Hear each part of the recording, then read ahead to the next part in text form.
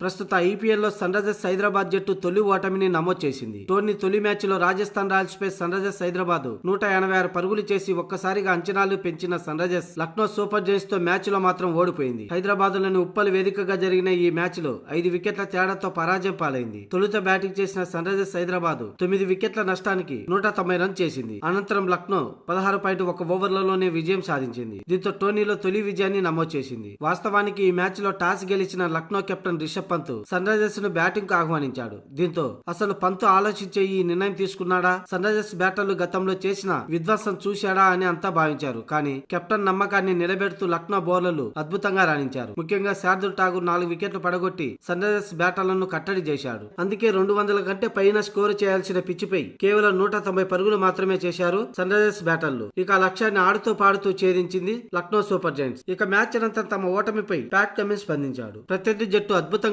Bowling చేసిందని కొనియాడాడు. లక్నో జట్టు అద్భుతంగా బౌలింగ్ చేసింది. మేము గత మ్యాచ్ లో ఆడిన వికెట్ కు ఇప్పుడు ఆడిన వికెట్ కు చాలా భిన్నంగా ఉంది. కానీ స్కోర్ బోర్డుపై తగినన్ని పరుగులు లేవు, అందుకే ఓడిపోవాల్సి వచ్చిందని ప్యాట్ కమిన్స్ అన్నాడు. లక్నో జట్టు తమ వ్యూహాన్ని పక్కగా ప్రణాళికలతో అమలు చేసి బౌలింగ్ చేశారు. మా గత మ్యాచ్ లాగా ఈ మ్యాచ్ లో ఇషాన్ కిషాన్ లాగా ఓ భారీ ఇన్నింగ్స్ లేదు. లక్నో బౌలర్లు మాకు అలాంటి అవకాశం ఇవ్వలేదు. మా జట్టులో 8 మంది బ్యాటర్లు ఉన్నారు కాబట్టి వాళ్ళు ఎప్పుడు ఎదురుదాడికి సిద్ధంగా ఉండి మ్యాచ్ పై ప్రభావం చూపడం కీలకం. మేము కొన్ని అంశాల్లో ఇంకా మెరుగుదల అవసరం. టోర్నీలో ఇంకా చాలా మ్యాచ్లు ఉన్నాయి కాబట్టి మేము రాణించడానికి మరో అవకాశం దొరుకుతుందని, అందుకే ఈ ఓటమిని మర్చిపోయి ముందుకు సాగడం ముఖ్యమంటూ ప్యాట్ కమిన్స్ పేర్కొన్నాడు.